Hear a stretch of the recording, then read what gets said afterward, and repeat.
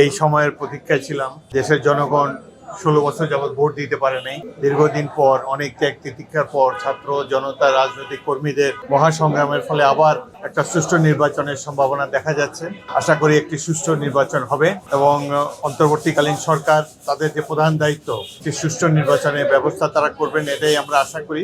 আজ দেশের সবচেয়ে জনপ্রিয় এবং বৃহত্তম রাজনৈতিক দল বাংলাদেশ জাতীয়তাবাদী দল 237 জন প্রার্থী সম্ভাব্য প্রার্থীর নাম ঘোষণা করেছেন এবং স্থায়ী কমিটির সদস্যরা মোটামুটি একমত হয়ে এই ঘোষণা দিয়েছেন এবং আশা করি এদের একটা বড় অংশ প্রায় সবাই বিজয়ী হয়ে আসবেন বলে আমরা আশা করি। এরা সকলেই জনপ্রিয় প্রার্থী।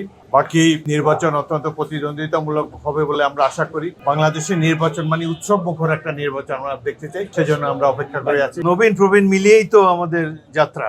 রাজনীতিতে সবার প্রয়োজন আছে, তরুণদের উদ্যম যেমন প্রয়োজন তেমনি অভিজ্ঞতাও অনেক প্রয়োজন। এই অভিজ্ঞতা এবং তারুণ্যের মিশেল দিয়েই বিএনপি ইনশাল্লাহ আগামী দিনে নির্বাচনে ভালো ফলাফল করবে।